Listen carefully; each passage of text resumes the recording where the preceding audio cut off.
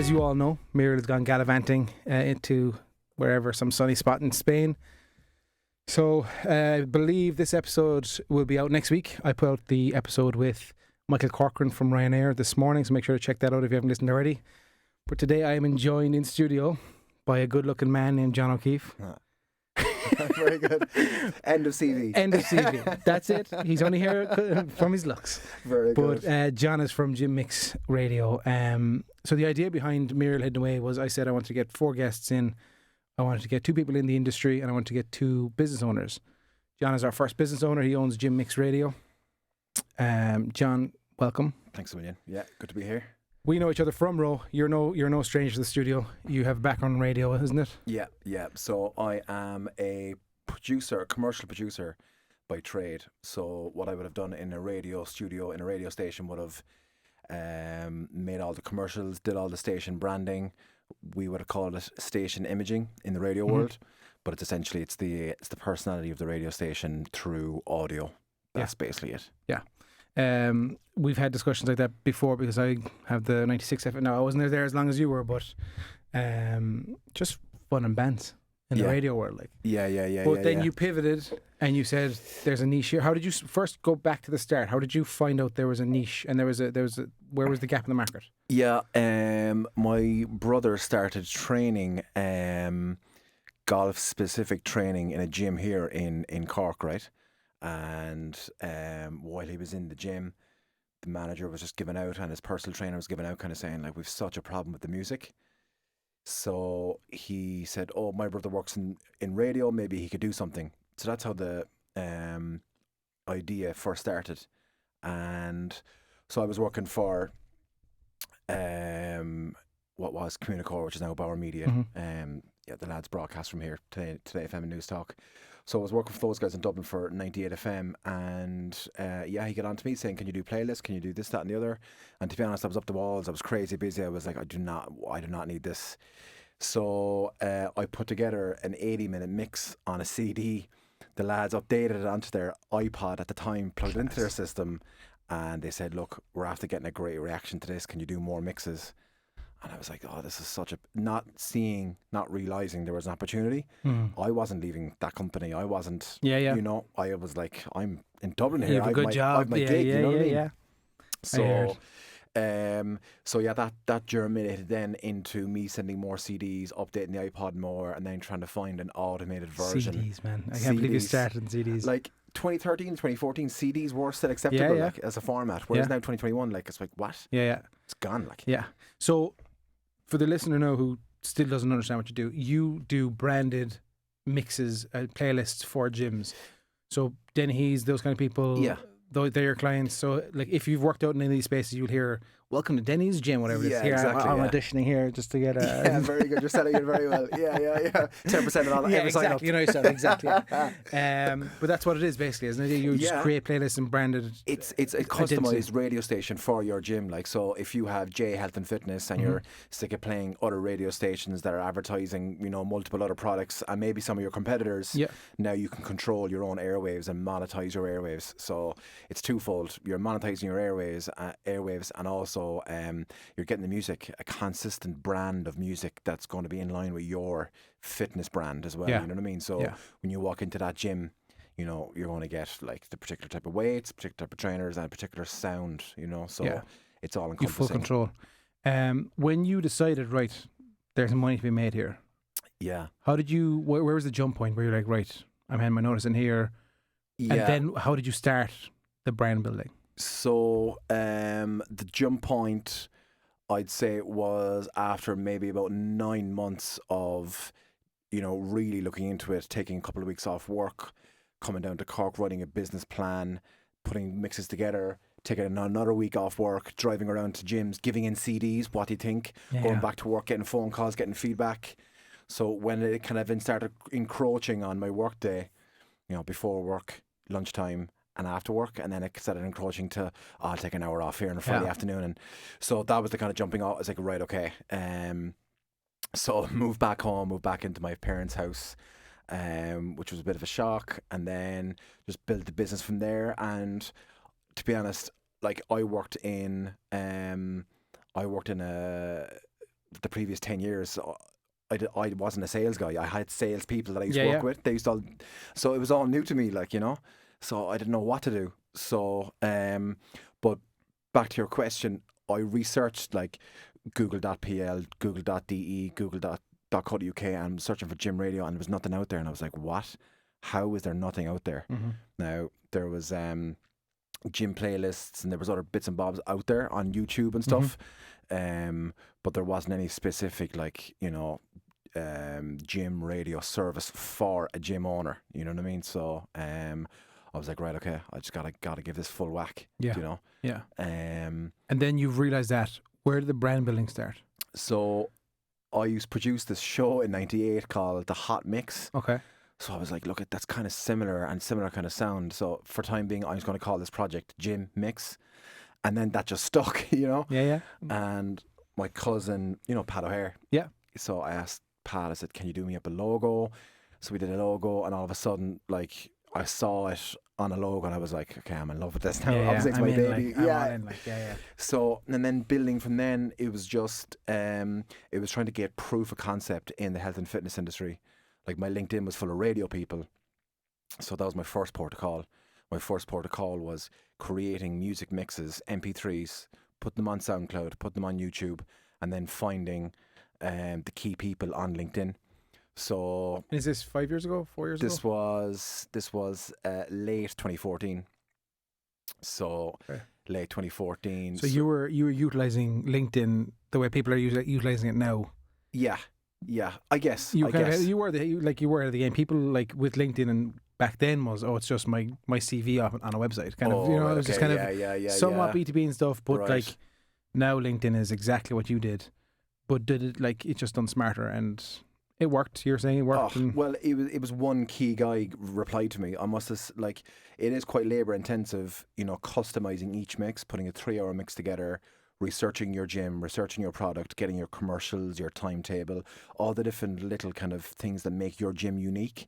It probably takes about 2 or 3 days to put that together on a demo, you know? Yeah. So I must have done maybe, I don't know, 40 demos. And so one of the big brands, gym brands in Dublin is called Westwood Club, right? They're kind of a premium gym brand. And Alan, the general manager or the director of the gyms, got back to me and said, look, I never reply to these things, but I listened to the link and it sounds good. Can you come and meet us? And I was like, absolutely, you know? Yeah. And it was just that little kind of victory or proof of concept to kind of say, okay, you've done the right thing. Yeah. You know what I mean? So that was probably in November. So all of September, October, I was just like in my mum and dad's spare room, like with my PC, my production, my mic, and just putting the stuff together, kind of going, oh my God, have I made the right decision here? Do you know? So he got back to me, went up and met him. And at the time, I'd only one channel. It was called Muscle Music. And in the meeting, he said, "Oh, we need a second channel, for the reception and locker areas." I was like, "Oh yeah. I've got GYMIX Lite." You know, I hadn't. Yeah. But I was like, I can do it. Yeah. So I went home, figured out how to do that, and then so that was the first paying client then. So I knew I had a product then, November 14, but it was another 36 months before I had proved. Is that recurring for you?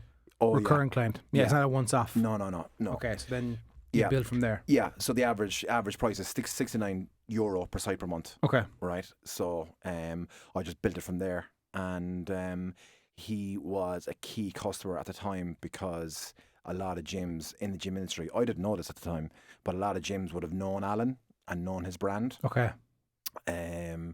So you just kind of lumped in with someone who's in the industry, and it seemed to. It was ideal. But come here, that people still forget how much important that is in this world, is word of mouth and reference and referrals and stuff. Like, do you know what I mean? Marketing is everything you can do, but once someone goes, he's actually pretty good, you should talk to him. Yeah, like it's insane. I referred. I think Alan had heard that I was in Dennehy's in Cork because our prototype was in there, so it was non-paying. That's where my brother was training, so all the pieces of the puzzle kind of connect. So then when I mentioned to Alan, oh look, we have a prototype in Dennehy's. Oh yeah, I like what Dennehy's do. So as you say, that referral thing. So So yeah. But it's also the fear of missing out. I was talking to a friend of mine upstairs, and he has a product as well that's in a few bars and restaurants and stuff.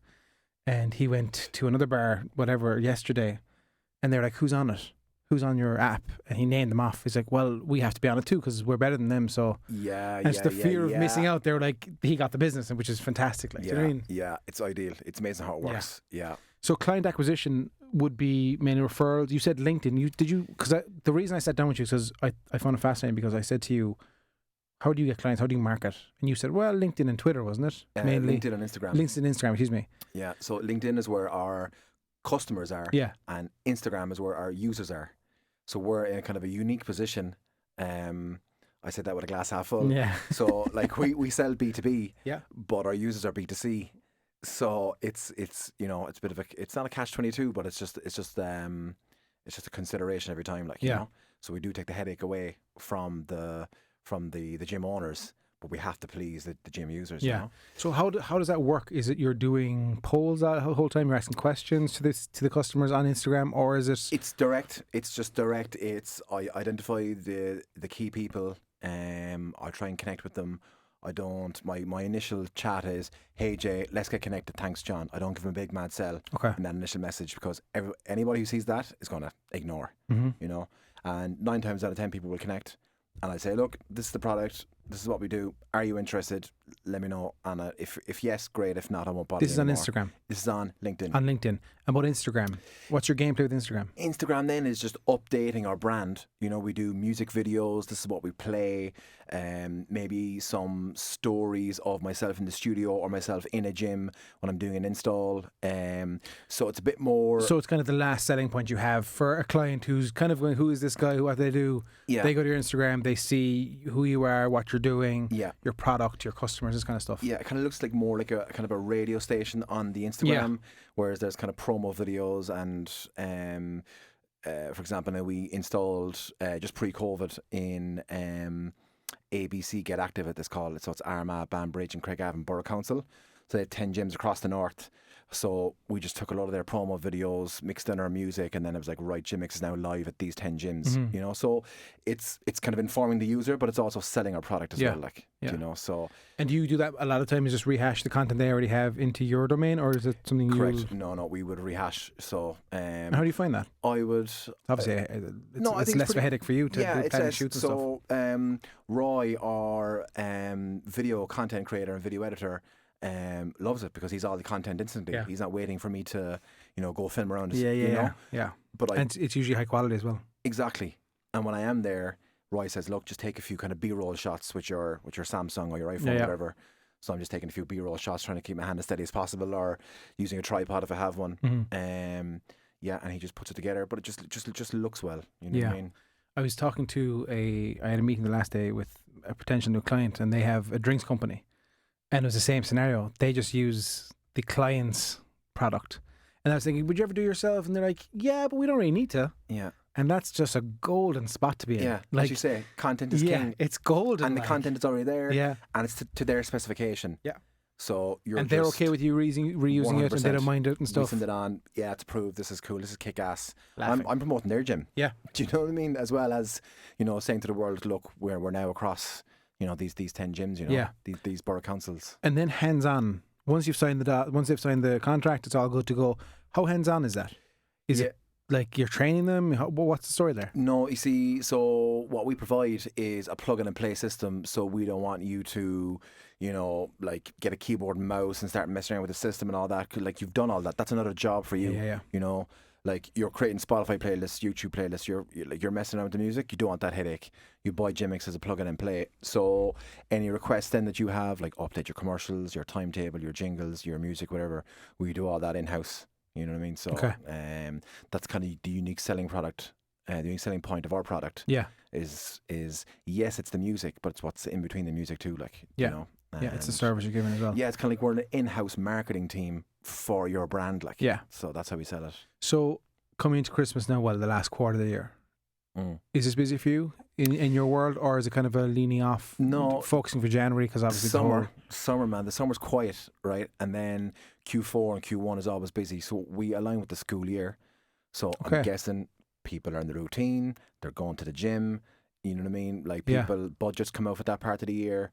So Q4 and Q1 is always busy. January is quiet because gyms are busy selling their business to potential new customers. because I presume gyms like roundabout would do maybe 50 or 60% of their business in January, you know. And Yeah, the ghost memberships that people Do you never know come what to, I like mean? I'm there 3 times. Yeah, it's like that meme. It's like a WWE Royal Rumble in January. Everybody's out of the gym, and then nobody there for the rest of the year, you know. Yeah. So So Q4 and Q1 are your busiest. Q4 and Q1, yeah. So a lot of people try us. So our model is, free trial and then sign up. Okay. So people get in touch with us. We get to know your brand. We send you out a box. You plug it in, and then usually we ask them to let their members do the talking, like, and then they come back to us. Yes, we like this. We don't like this. We want this. Can you change times? We've older clientele during the day. We have younger clientele in the mornings. We've students and kids at half day on a Wednesday. So we manipulate the playlist.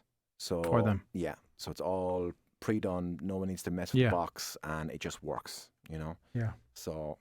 And going forward, like the last I was in GameStop and I heard GameStop radio, and it was like this kind of stuff. GameStop radio. I was like, is that something you want to look at? Or are you happy to stay in the fitness domain, or is it something you hope on? We actually are in both. The retail space is quite crowded. Is it? Yeah. Okay. There's a lot of players there, and there's a lot of guys. It's interesting that none crossed over to fitness, isn't it? Yeah. So I think there's a lot more heavy lifting in the fitness, and there's a lot more a kind of an audio production value in fitness. Okay. So so the fitness product is very heavy lifting. So there's a lot of parts with a lot of components, whereas a retail space would mainly be just music and a couple of commercials here and there. Yeah. Whereas in the fitness space, you've got like structured timetables, on time, start and stop times. You got your individual brand. You know what I mean? But would that not make you think the other side is a bit easier? I'll jump in. It is, yeah, it is. And we have clients in the retail space. So I'm actually developing a new brand now at the moment for that, because it's actually growing. Okay. So brilliant. Plus it's COVID proof. Well, a lot of the retail space is COVID proof, unlike the gym industry, where we had to close our doors for whatever all the level 3s, level 4s in the different territories. So that got us thinking over Yeah, COVID. of course it would. How do we future proof the business? How did you deal with that? So was it when you saw everything being shut down, you're like, fuck? Yeah, but I think we had done enough work beforehand to kind of weather the storm. Yeah. And we're upfront with our clients as soon as, like, we've clients in Ireland, the North, in England and UAE. So we were keeping close to all the government guidelines. As soon as we saw a lockdown in any territory, we were like, lads, look, we're freezing your account. And that came back good on us. Because, of course it did, yeah, Jesus. You looked after them. Because there was but it's just common sense, I think. Yeah, big time. But other service providers didn't. And I don't understand that either. We're asking for money during. But even like people who are renting buildings and stuff, it's like the building's closed, lads. So we're not doing business here. How are we renting? Yeah. You know what I mean? It makes no sense. So with COVID, then like UAE opened up before Ireland. You go work with them while there, and you kind of focus over there. So it wasn't the worst for you. Wasn't the worst. Like, we don't have a lot of customers in the UAE, but our UAE customers and our retail customers just kind of kept us ticking over, Is it Irish in the UAE? No, it's not. It's usually like, do you know what I mean? It's usually just Bill from down the road. So actually, there's a chap from the north, all right. But then no, I'm dealing with a lot of local guys. Okay. And yeah, that's brilliant. And how'd you get that? Was it through a conference or something, or? No, again, it was through LinkedIn. It was through us proactively targeting, the top 20 gyms there, and then seeing, okay, who else is in that city or in that town, gym wise, connecting them on LinkedIn, giving them a trial. We weren't sending boxes over. We were giving them our demo of our SaaS product. So they were logging on there. And is that organically you're reaching? So you're doing research, seeing who they are, or are you doing paid advertising against it? No, organic. All organic. So you're putting in the grind. You're putting in who's top 20, why are they here? Yeah, exactly. Okay, exactly. So, it's interesting. That's for people who are looking to do that kind of stuff that they don't want to pay. Is you just have to put the time in. Yeah, it's sweat equity, isn't it? Because there's only a finite amount of gyms in the area. It's not as if we're trying to target the consumer market. Mm-hmm. If there was a consumer market there, fine. I'm not saying that we won't do Google advertising and. Like we will with the SaaS product, and we were chatting to a girl in Google who was managing Gymshark. Mm-hmm. So we were like, oh, that's just the perfect fit for us, So she was literally, look, when you're ready, we can turn the tap on and tap off of how many customers and leads. And I was like, this sounds great, Brilliant. So, but yeah, like spending the time and targeting, like especially B2B. Like, Yeah. And as a business owner, how much time are you spending on your marketing? how much time I spend on my marketing? Out and out marketing, be it the contacting on Instagram or LinkedIn, sorry, the messaging, doing the reviewing videos that have been edited for you, talking to clients about videos. Yeah. Is it 20 hours a week? Is it less? It's 20 hours a week. It's probably less. Like, I would try and mark off an afternoon or a day, and then it would turn into, say, maybe I would do it all day on a Wednesday and on a Thursday, and then other stuff would get in the way. You know? Is that your month supply then? So no, that would be maybe once every 2 weeks, every Okay. 3 weeks.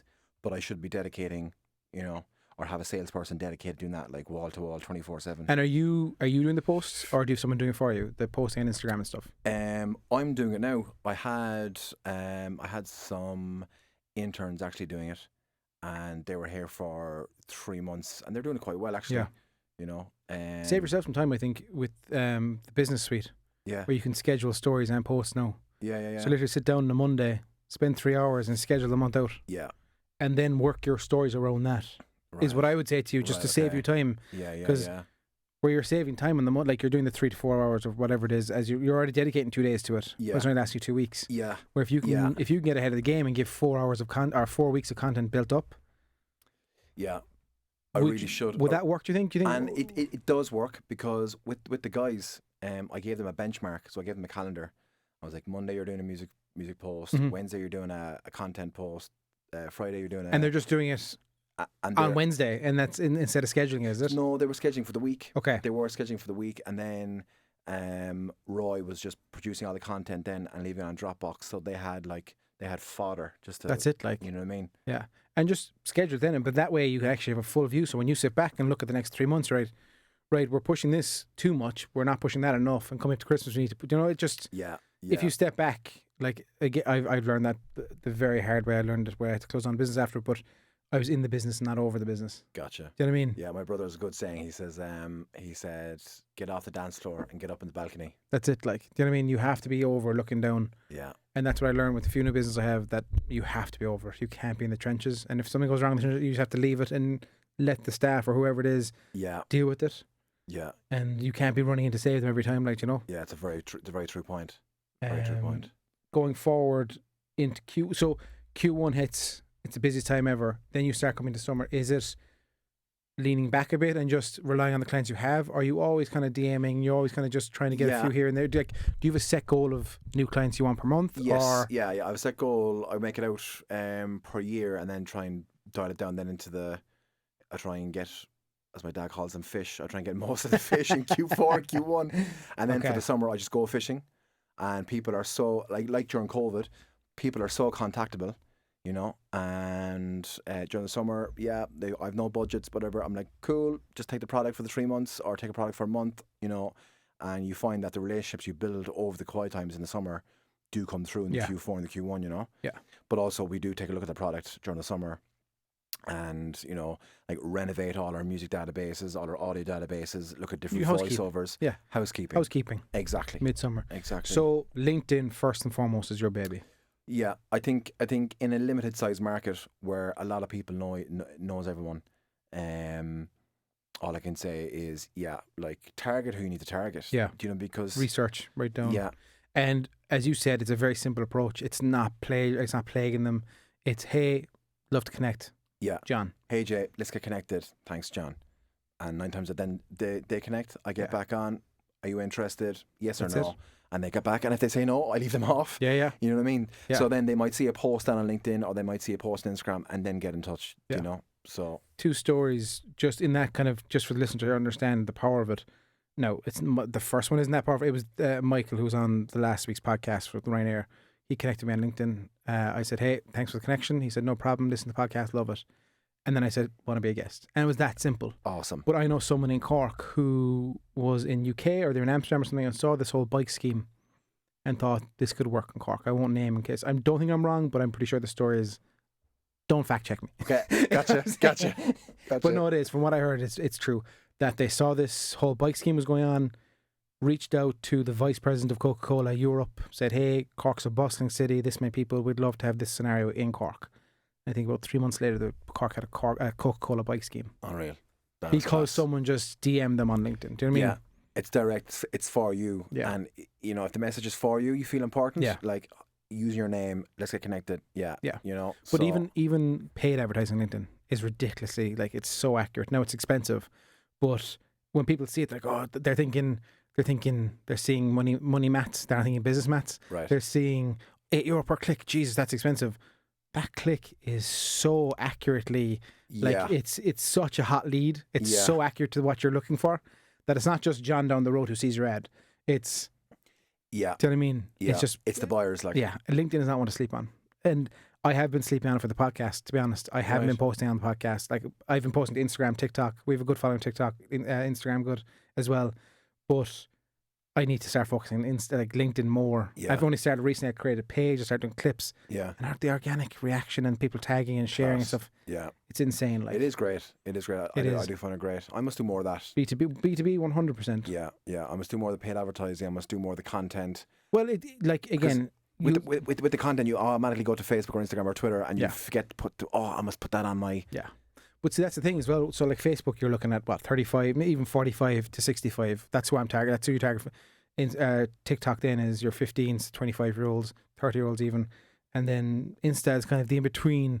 But LinkedIn is kind of, it's not ageless, but it's like, it doesn't involve age. Do you know what I mean? It doesn't Yeah. involve that scenario. It's working. It's a business, and it's Yeah. if you're B2B and you're not utilizing LinkedIn, it's insane. Yeah. Yeah. The money being left, like you are, but you're utilizing organically. Yeah. Yeah. You yeah. found that scheme where, not scheme, but that method where you're DMing them. You have the right wording.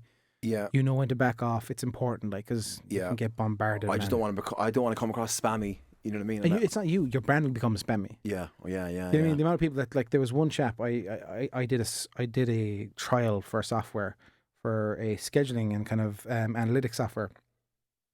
Jesus Christ, man! They plagued me.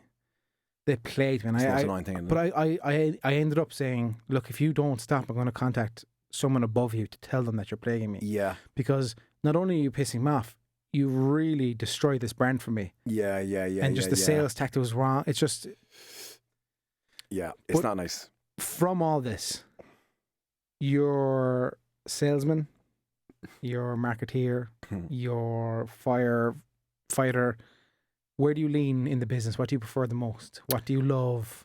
Oh, I love product development, and I love like I had to learn like Instagram, LinkedIn, all these things. I was just a consumer at the time.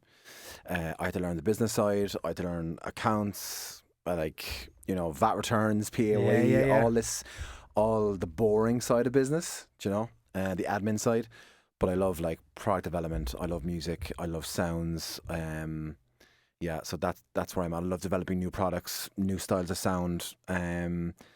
Yeah, so Do you hear a lot? Like, would you kind of look for testimonials off clients for your website, this kind of stuff? Do you ever look for that kind of stuff? yeah, we've a good bunch on Google reviews, and we've a good bunch on our website as well. Right. So Try Trustpilot as well if you can. yeah, the guys are on about Ryan and Ian from Legit Fit.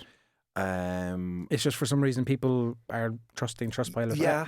It's just the thing that trust these days. I don't know what it And they is. said if you get a certain amount on Trustpilot, they'll automatically update your Google reviews. Yeah. I'm not sure how that works out, but Update in what sense? as in if you have X amount of thousand on Trustpilot, they'll automatically put them on your Google profile. Okay. So That's interesting. yeah. So it's a partnership. So okay. it'll promote you to use Trustpilot. hells yeah. So And that obviously bumps you up in the SEO ranking as well then. there you go. So it's all connected. It's all connected. Yeah, don't fact check me now on that. So I appreciate your time. Cool. Thank you so much for coming in. Very enjoyable, man. If they want to find you, they find you where? GYMIX.fm. .fm. Class. Cool. Good luck. Thank you for listening, guys. Subscribe. You know, all the usual stuff. Thank you again. I appreciate your time, man. Cheers, Jay.